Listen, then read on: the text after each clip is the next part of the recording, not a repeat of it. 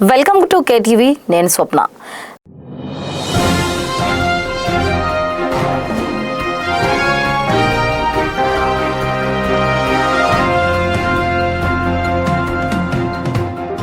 దేశవ్యాప్తంగా ఎంతో ఆసక్తి కలిగిస్తున్న తమిళనాడు, పశ్చిమ బెంగాల్ అసెంబ్లీ ఎన్నికల పోలింగ్ ఉదయం 7 గంటలకు ప్రారంభమైంది. తమిళనాడులో మొత్తం 234 నియోజకవర్గాలకు ఒకే విడతలో పోలింగ్ జరుగుతుంది. నేడు సుమారు 5.73 కోట్ల మంది ఓటర్లు తమ ఓటు హక్కును వినియోగించుకోనున్నారు. డిఎంకే, ఏఐఏడిఎంకే మధ్య ప్రధాన పోటీ ఉండగా నటుడు విజయ్ నేతృత్వంలోని తమిళగల వెట్రి కళింగం ఈసారి ఎన్నికల్లో కొత్త సమీకరణాలను తెరలేపింది. ఉదయం నుండి ప్రముఖులు, సామాన్యులు భారీ సంఖ్యలో పోలింగ్ కేంద్రాలకు చేరుకుని వినియోగించుకుంటున్నారు. మరోవైపు పశ్చిమ బెంగాల్లో మొదటి విడత పోలింగ్ ప్రక్రియ మొదలైంది. తొలి దశలో భాగంగా 16 జిల్లాల్లోని 152 అసెంబ్లీ స్థానాలకు ఓటింగ్ జరుగుతోంది. ముఖ్యమంత్రి మమతా బెనర్జీ నేతృత్వంలోని తృణమూల్ కాంగ్రెస్ లో వరుసగా 4సారి అధికారంలో చేపట్టాలని చూస్తుండగా బీజేపీ గట్టి పోటీనిచ్చేస్తుంది. సమస్యాత్మక ప్రాంతాల్లో ఎటువంటి అవాంఛనీయ ఘటనలు జరగకుండా ఎన్నికల సంఘం భారీగా కేంద్ర బలగాలను మోహరించింది. 2 రాష్ట్రాలతో పాటు మిగిలిన అసెంబ్లీ ఎన్నికల ఫలితాలు మే 4న వెలువడనున్నాయి.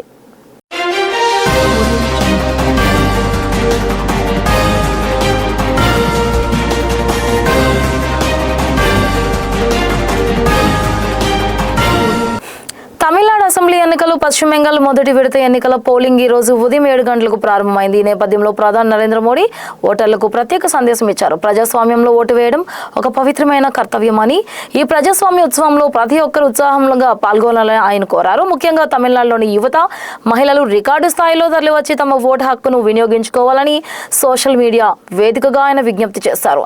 అదేవిధంగా పశ్చిమ బెంగాల్లో నేడు తొలి విడత పోలింగ్ జరుగుతున్న ప్రాంతాలు ఓటర్లను ఉద్దేశించి కూడా మోడీ సందేశం పంపారు. బెంగాలీ ప్రజలందరూ పూర్తి బలంతో ఈ ప్రజాస్వామ్య పండుగలో భాగస్వాములు కావాలని ఆయన పిలుపునిచ్చారు. తమ యువ మిత్రులు, మహిళా ఓటర్లు పెద్ద సంఖ్యలో పోలింగ్ కేంద్రాలకు తరలివచ్చి రాష్ట్ర భవిష్యత్తును నిర్ణయించడంలో కీలక పాత్ర పోషించాలని ప్రధాని ఈ సందర్భంగా ఆకాంక్షించారు.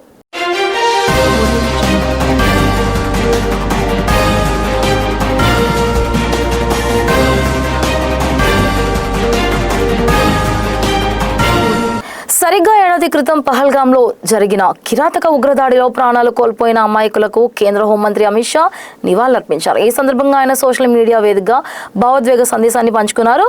మన ప్రజలకు కోల్పోయిన ఆవేదన ప్రతి భారతీయుడి గుండెలో నేటికి సజీవంగానే ఉందని ఆయన పేర్కొన్నారు. ఉగ్రవాదం అనేది మానవత్వానికి అతిపెద్ద శత్రువు అని, దాన్ని ఓడించేందుకు మనమంతా ఐక్యంగా పోరాడాలని అమిత్ షా పిలుపునిచ్చారు. ఉగ్రవాదంపై భారత్ అనుసరిస్తున్న జీరో టాలరెన్స్ విధానాన్ని ఆయన ఈ సందర్భంగా పునరుద్ఘాటించారు. ఉగ్రవాదులతో పాటు వారికి ఆశ్రయం కల్పించే శక్తులను ఏర్పారేసే వరకు పోరాటం కొనసాగుతుందని ఆయన స్పష్టం చేశారు. బాధితుల కుటుంబాలకు దేశం అండగా ఉంటుందని భరోసా ఇచ్చారు.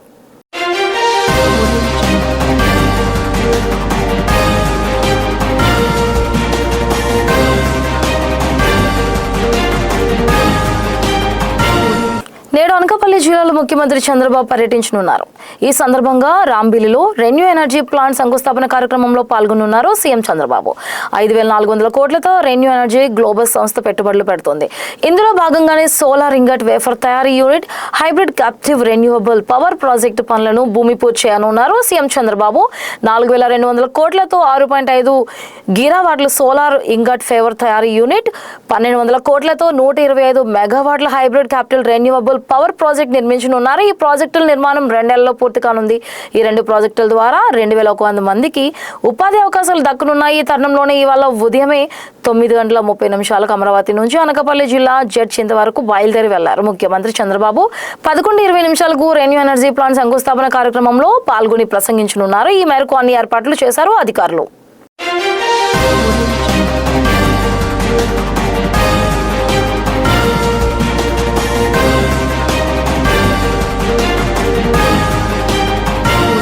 గత వైసీపీ ప్రభుత్వం ఆ పార్టీ నేతలపై ఆంధ్రప్రదేశ్ మంత్రి సవిత తీవ్ర స్థాయిలో ధ్వజమెత్తారు. డ్రైవర్ సుబ్రహ్మణ్యం హత్య కేసును నిందితుడైన ఎమ్మెల్సీ అనంతబాబు వ్యవహారాన్ని ప్రస్తావిస్తూ వైసీపీ ఒక హంతకులను తయారు చేసే ఫ్యాక్టరీ అని ఆమె అభివర్ణించారు. మాజీ సీఎం జగన్మోహన్ రెడ్డి సైకో చేస్లకు అనంతబాబు ఉదంతమే పరాకాష్ఠ అని ఆమె తీవ్ర స్థాయిలో మండిపడ్డారు. వైసీపీ పార్టీలో ఉన్న నాయకులు హంతకులుగా మారుతున్నారని, చట్టాన్ని చుట్టం చూపుగా చూస్తున్నారని ఆమె విమర్శించారు.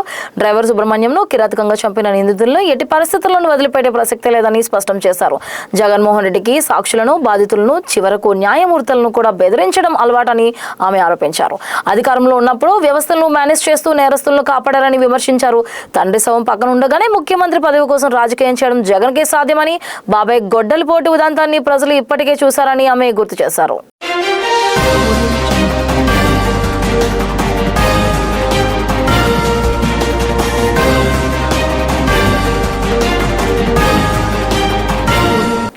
ఆంధ్రప్రదేశ్ రాష్ట్రంలో తీవ్ర విషాదం నెలకొంది. ఒకే కుటుంబంలో 5 మృతి చెందడం తీవ్ర కలకలంగా మారింది. నారాయణవనం మండలం వెంకటకృష్ణపురంలో ఈ ఘటన వెలుగులోకి వచ్చింది. కుటుంబ కలహాలు లేదా ఆర్థిక ఇబ్బందుల నేపథ్యంలో తండ్రి మోహన్ అనే వ్యక్తి ఘాతుకానికి ఒడిగడినట్లు పోలీసులు ప్రాథమికంగా భావిస్తున్నారు. పోలీసుల కథనం ప్రకారం మోహన్ తన భార్య హరిత, తల్లి చంద్రకళను ఇంట్లోని అత్యంత కిరాతకంగా హత్య చేశాడు. అనంతరం తన 2 చిన్నారులను తీసుకుని గ్రామ సమీపంలోని రైల్వే ట్రాక్ వద్దకు వెళ్లి వేగంగా వెళ్తున్న రైలు కింద పడి ఆత్మహత్య చేసుకున్నాడు. ఈ ఘటనలో తండ్రి మోహన్ తో పాటు 2 చిన్నారులు అక్కడికక్కడే ప్రాణాలు కోల్పోయారు. నిత్యం ప్రశాంతంగా ఉండే గ్రామంలో ఒక్కసారి 5 ప్రాణాలు కోల్పోవడంతో గ్రామస్తులు షాక్ గురయ్యారు. ఈ సమాచారం అందుకున్న పోలీసులు ఘటనా స్థలానికి చేరుకుని వివరాలు సేకరించారు. మృతదేహాలను పోస్టుమార్టం నిమిత్తం పుత్తూరు ప్రభుత్వ ఆసుపత్రికి తరలించారు. మోహన్ ఇంతటి కఠిన నిర్ణయం తీసుకోవడానికి గల కారణాలపై పోలీసులు ఆరా తీస్తున్నారు. కేసు నమోదు చేసుకుని దర్యాప్తు చేస్తున్నట్లు తెలిపారు.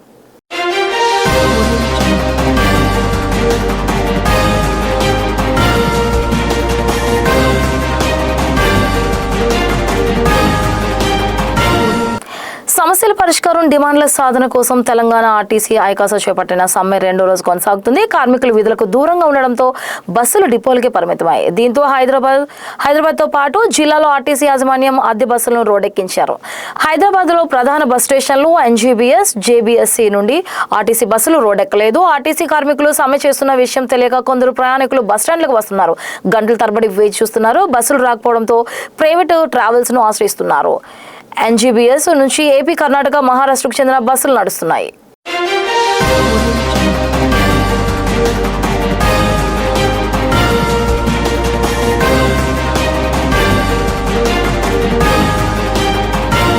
తమిళనాడు అసెంబ్లీ ఎన్నికలు జోరుగా సాగుతున్నాయి. పోలింగ్ కేంద్రాల దగ్గర ఓటర్లు ఉదయాన్నే క్యూ కట్టారు. సినీ రాజకీయ ప్రముఖులు ఓటు హక్కును వినియోగించుకున్నారు. నటుడు టీవీకి అధినేత విజయ్ చైనాలో ఓటు వేశారు. అలాగే రజనీకాంత్, అజిత్, సూర్య, మణిరత్నం, సుహాసిని, ఖుష్బు సుందర్, శివకార్తికేయ, శశి తదితరులు ఓటు హక్కు వినియోగించుకున్నారు. చైనాలో ఓటు వేశారు. అలాగే రజనీకాంత్, అజిత్, సూర్య, మణిరత్నం, సుహాసిని, ఖుష్బు సుందర్, శివకార్తికేయ, శశి తదితరులు ఓటు హక్కు వినియోగించుకున్నారు. తలైవ రజనీ స్టెల్లా మేరీస్ కాలేజీలో రజనీ ఓటు వేశారు. కూతురి శృతి హాసన్ తో కలిసి వచ్చి ఓటు వేశారు. విశ్వ నాయకుడు కమల్ హాసన్, విక్రమ్ అట్లీ తదితరులు కూడా ఓటు హక్కు వినియోగించుకున్నారు. రజనీకాంత్, అజిత్ పోలింగ్ బూత్ కు రాగానే అభిమానులు ఫోటోల కోసం ఎగబడ్డారు. వారందరినీ అజిత్ వీడియో తీశారు. ప్రస్తుతం ఈ వీడియో, ఫోటోలు నెట్టింట వైరల్ అవుతున్నాయి. సినీ తారలంతా ఉదయాన్నే ఓటు వేయడానికి బారులు తీరడంతో ఆసక్తి నెలకొంది. కోలీవుడ్ అంతా విజయ గెలుపు కోసం కృషి చేస్తుందని కామెంట్స్ వినిపిస్తున్నాయి.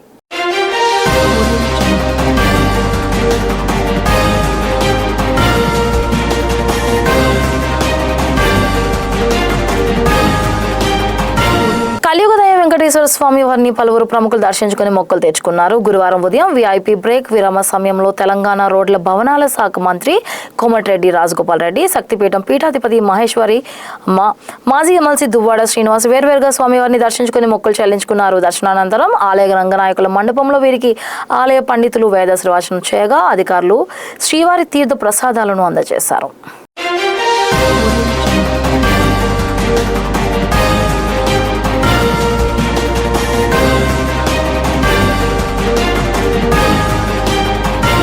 పార్వతీపురం మన్యం జిల్లా కోమరాడ మండలం కొత్తవలసలో ఉద్రిక్తత నెలకొంది. గ్రామదేవత కొత్తపోలమ్మ తల్లి పండుగ వేళ ఘటాల ఊరేగింపు వివాదానికి దారితీసింది. తరతరాలుగా వస్తున్న ఆచారం ప్రకారం నిర్ణీత వీధుల్లోనే ఘటాలు తిప్పాలని బీసీ సామాజిక వర్గీయులు పట్టుబడుతుండగా తమ కాలనీలోకి కూడా ఘటాలు తీసుకురావాలని ఎస్సీ సామాజిక వర్గీయులు డిమాండ్ చేస్తున్నారు. గతంలో ఘటాలు తిరిగిన ప్రాంతాల్లోనే తిరగాలని, కొత్తగా వేరే వీధుల్లోకి తీసుకువెళ్తే నిర్వహణ భారమవుతుందని ఉత్సవ కమిటీ ఆవేదన వ్యక్తం చేస్తుంది. అందరినీ కలుపుకుపోవాలని, ఎస్సీ కాలనీలోనే ఊరేగింపు నిర్వహించాలని అధికారులు సూచించడంతో వాతావరణం మరింత వేడెక్కింది. శాంతి భద్రతకు విఘాతం కలిగించకుండా పోలీసులు భారీగా మోహరించారు. ఇరు వర్గాలతో అధికారులు చర్చలు జరుపుతున్నారు.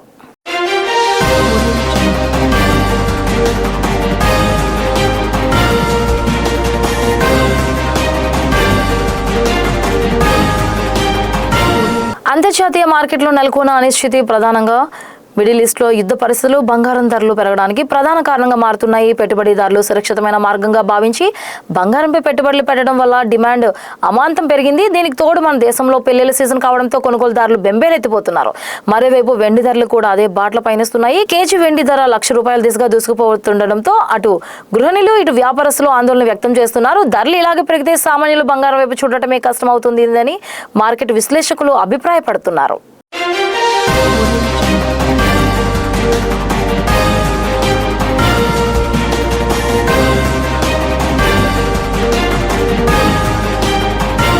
పశ్చిమ గోదావరి జిల్లా తాడేపల్లిగూడెం గ్రామీణ మండలం బంగారుగూడెం గ్రామంలో మీకోసం మీ ఎమ్మెల్యే ప్రజా దర్బార్ కార్యక్రమంలో ఎమ్మెల్యే పాల్గొన్నారు. ప్రజల నుంచి వినతులు స్వీకరించి పరిష్కరించవలసిందిగా అధికారులను కోరారు. రైతులకు పాస్ పుస్తకాలను పంపిణీ చేశారు. జలజీవన్ మిషన్ పథకం ద్వారా ₹36.90 లక్షలతో నిర్మించిన సురక్షిత మంచినీటి పథకాన్ని ప్రారంభించారు. ఈ సందర్భంగా జరిగిన సమావేశంలో ఎమ్మెల్యే మాట్లాడుతూ గత వైసీపీ ప్రభుత్వం రైతులను ఎన్నో ఇబ్బందులు గురిచేస్తుందని అన్నారు. పట్టాదారు పాస్ పుస్తకాలపై జగన్ ఫోటో వేసి మనోవేదన గురి చేశారని విమర్శించారు. ల్యాండ్ టైటిలింగ్ యాక్ట్ తో రైతులను ఆందోళనకు గురి చేశారని అన్నారు. కూటమి ప్రభుత్వం అధికారం చేపట్టిన వెంటనే ముఖ్యమంత్రి చంద్రబాబు నాయుడు, ఉప ముఖ్యమంత్రి పవన్ కళ్యాణ్లు ప్రత్యేక శ్రద్ధ వహించి రైతు సమస్యల పరిష్కారం దిశగా చర్యలు చేపట్టారని అన్నారు. రాజముద్రతో పాస్ పుస్తకాలను పంపిణీ చేశామని పేర్కొన్నారు.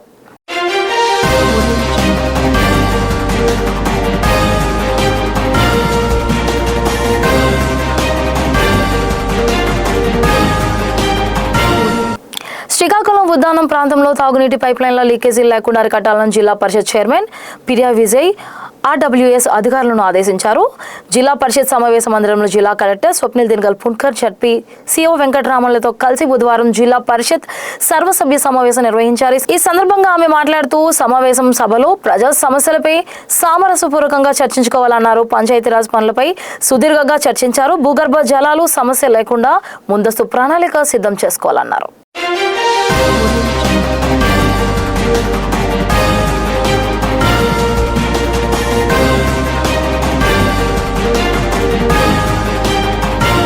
మహిళా రిజర్వేషన్ బిల్లును ఆపేస్తే నారీ శక్తి ఆగిపోతుందని ఎవరైనా అపోహపడితే అది పొరపాటేనని బీజేపీ జిల్లా అధ్యక్షుడు చెరుకూరి తిరుపతిరావు, జిల్లా మహిళా అధ్యక్షురాలు రాధామాధవి హెచ్చరించారు. గుంటూరులోని అరణల్పేట యోని భవన్లో ఏర్పాటు చేసిన మీడియా సమావేశంలో వారు మాట్లాడారు. మహిళా బిల్లును వ్యతిరేకించే పార్టీలకు భవిష్యత్తులో రాజకీయ మనుగడ ఉండదని వారు స్పష్టం చేశారు. దేశ జనాభాలో 50% ఉన్న మహిళలకు కనీసం 33% రిజర్వేషన్ కల్పించే బిల్లుకు ఎందుకు మద్దతు ఇవ్వడం లేదని ప్రతిపక్షాలను ప్రశ్నించారు. మహిళా సాధికారతకు అడ్డుకునే పార్టీలకు మహిళల ఓట్లు అడిగే హక్కు లేదని మండిపడ్డారు. మోదీ ఆశయాలు ప్రధాని నరేంద్ర మోదీ మహిళలు అన్ని రంగాల్లో ఎదగాలని కలలు కంటున్నారని, కొందరు నిర్వీర్యం చేస్తున్నారని ఆవేదన వ్యక్తం చేశారు.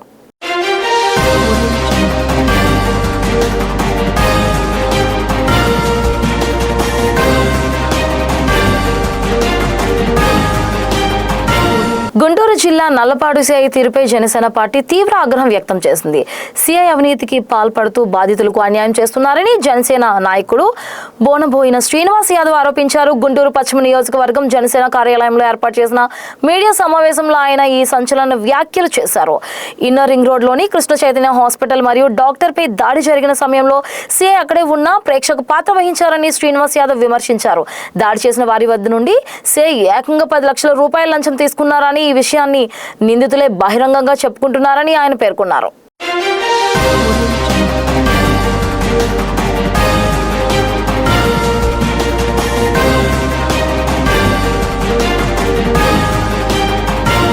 రాష్ట్రంలోని కూటమి ప్రభుత్వం మైనారిటీల పట్ల వివక్ష చూపుతోందని వైఎస్ఆర్సీపీ నగర అధ్యక్షురాలు నూరి ఫాతిమా మండిపడ్డారు. బుధవారం గుంటూరు తూర్పు నియోజకవర్గ వైసీపీ కార్యాలయంలో ఏర్పాటు చేసిన మీడియా సమావేశంలో ఆమె మాట్లాడారు. ఈ సందర్భంగా ప్రభుత్వంపై ఆమె తీవ్ర విమర్శలు గుప్పించారు. పవిత్ర హజ్ యాత్రకు వెళ్లిన యాత్రికులు ప్రస్తుతం తీవ్ర ఇబ్బందులు ఎదుర్కొంటున్నారని ఆమె ఆవేదన వ్యక్తం చేశారు. యాత్రకు వెళ్లిన వారికి సంబంధించి లగేజ్ ఇప్పటి వరకు చేరకపోవడం ప్రభుత్వ నిర్లక్ష్యానికి నిదర్శనమని విమర్శించారు. యాత్రికుల బట్టలు, అత్యవసర మందులు మరియు ఇతర వస్తువులన్నీ ఎక్కడో నిలిచిపోయాయని, దీనివల్ల వారు తీవ్ర అవస్థలు పడుతున్నారని తెలిపారు.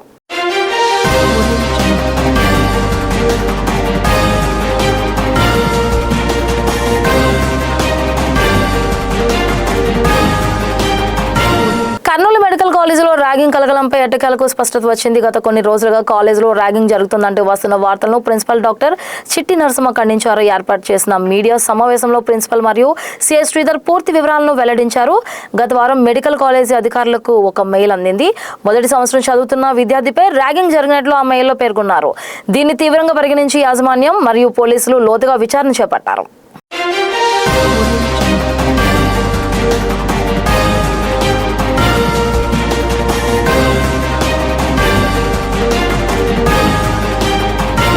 పశ్చిమ గోదావరి జిల్లా పెనుమంట్ర మండలం ఆలమూరు గ్రామంలో సభ్య సమాజం తలదించుకునే ఘటన చోటు చేసుకుంది.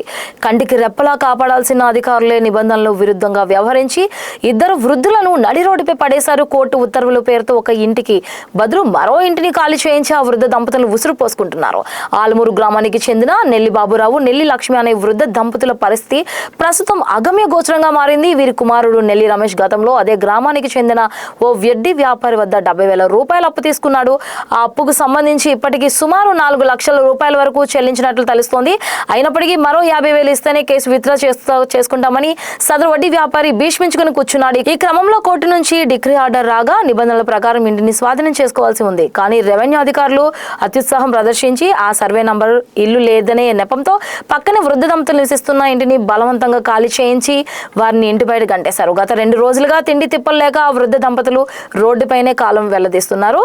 ఈ హృదయ విదారక దృశ్యాలను సోషల్ మీడియాలో వేదికగా చూసి చలించిపోయిన మాల మహానాడు ఆంధ్రప్రదేశ్ రాష్ట్ర అధ్యక్షులు నన్నేటి పుష్పరాజ్ వెంటనే సంఘటన స్థలానికి చేరుకున్నారు. బాధితులకు అండగా నిలిచి అధికారుల తీరుపై తీవ్ర ఆగ్రహం వ్యక్తం చేశారు.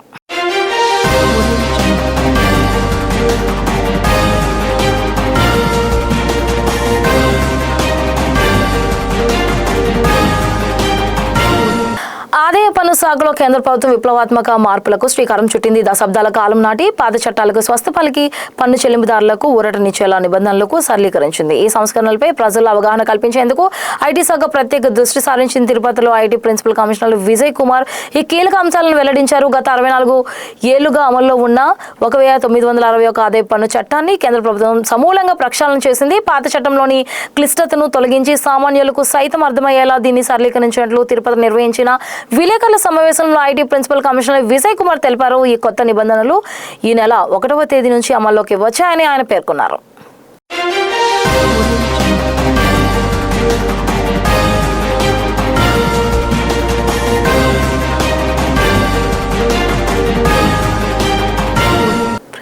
వైబ్రెస్ట్ ఆఫ్ కలం మరియు జిల్లా ఈగల్ సంస్థ ఆధ్వర్యంలో డ్రగ్స్ నిర్మూలనకై మా ప్రయత్నం దేశ భవిష్యత్తు కోసం అనే కార్యక్రమాన్ని భీమవరం రెస్ట్ హౌస్ రోడ్లోని శ్రీ ఆదిత్య కళాశాల నందు నిర్వహించారు. డ్రగ్స్ వద్దు, స్కిల్స్ ముద్దు, డ్రగ్స్ రహిత సమాజం కోసం అంటూ కళాశాల విద్యార్థులు, వివిధ స్వచ్ఛంద సంస్థల ప్రతినిధులు 100 మీటర్ల జాతీయ జెండాతో కళాశాల ఆవరణలో మార్చి నిర్వహించారు. ఈ కార్యక్రమానికి ముఖ్య అతిథిగా డిఎస్పీ రఘువీర్ విష్ణు విచ్చేశారు.